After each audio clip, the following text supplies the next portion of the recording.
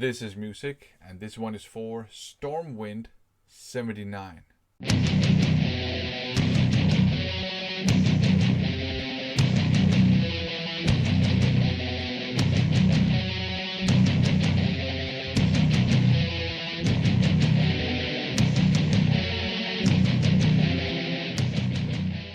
Hey guys, how's everybody doing? How's it going? This one is for Stormwind 79 because he has reached 400 subs. It's well deserved. His channel is a vinyl community / metal community channel. And if you like long form videos where the host goes into a lot of detailed discussions and descriptions and insights into the music he's talking about, it's the channel for you. He shows a lot of CDs and a lot of black metal in particular. So if you're into black metal, that's the channel for you. I just enjoy watching his channel and I hear him talk about the music he loves. So yeah, I obviously want to celebrate that he's reached 400 subs. And this is a great opportunity to do that because he's doing a giveaway to celebrate that. So again, congratulations on those 400 subs. Now, to enter into the giveaway, you got to be a subscriber to his channel. And then you can either do a video or just do a comment response to his video answering 11 questions. So here we go. Up first, what is a band everybody else likes but you just can't get into? I don't know if it's a band that everybody else likes, but it's a band that when I hear people talk about it, I've never heard anyone say anything bad about it. And it's a 90s death metal band called Demilich, or maybe Demilik. They're from Finland. They released an album called Nespite back in the 90s, which everybody else who talks about it, they gush over it all the time, which is fine if they like it. I don't have a problem with that, obviously. I just can't get past the burpy vocals. I just don't like the vocals. They're also too loud in the mix to me. They obscure the music itself, which, if I'm being honest, I don't find that interesting either.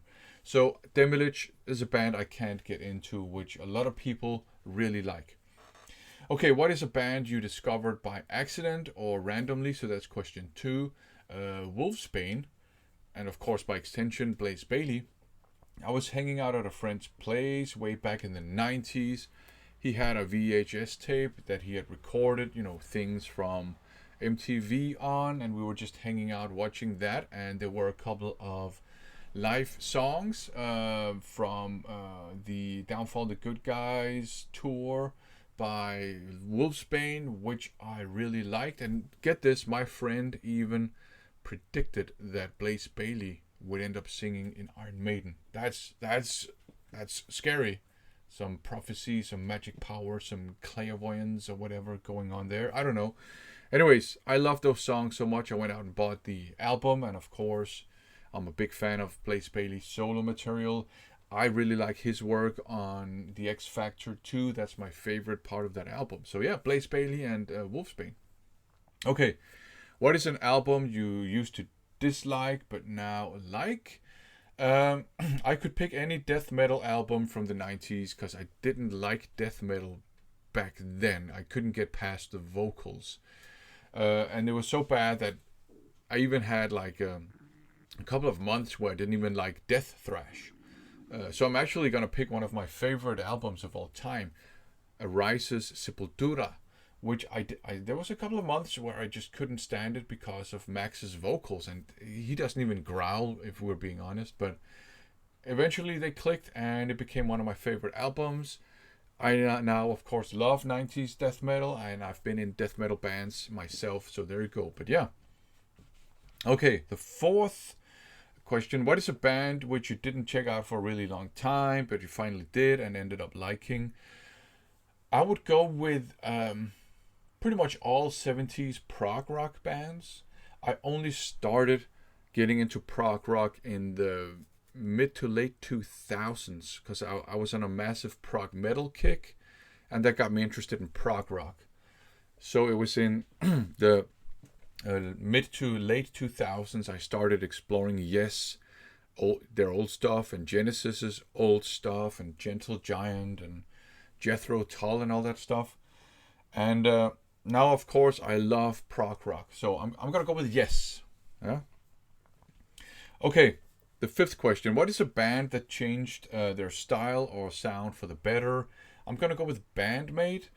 In their early career, they had external songwriters doing their music for them, composing the songs for them, because their management wouldn't allow them to use their own material. That's just a very, very condensed version of that story.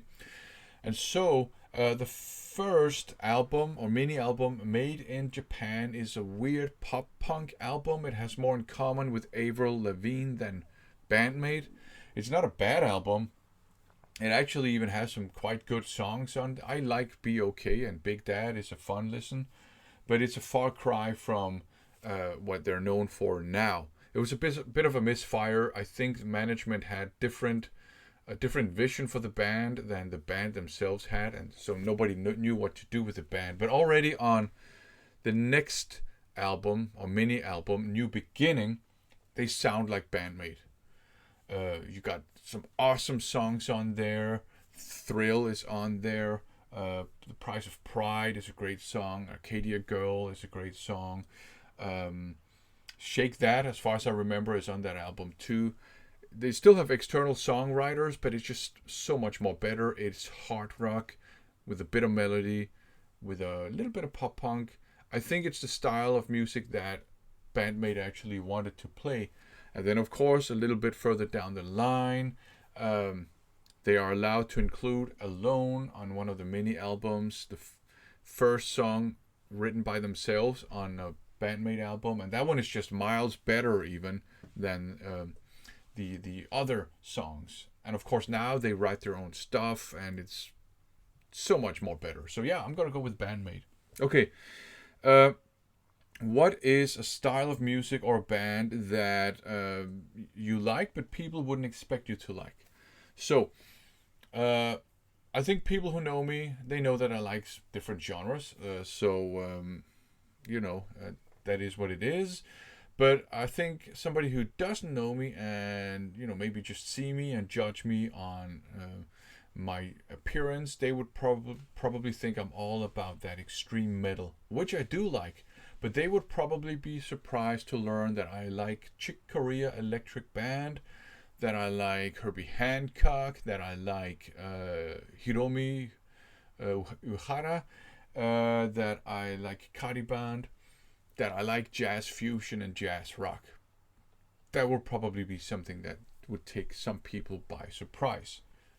But I like that stuff, so there you go. Okay, the seventh album. What is an album that lets down a band's discography and we're not allowed to pick Turbo or Saint Anger? I love Turbo, so I'm not going to pick that. I like Saint Anger, believe it or not.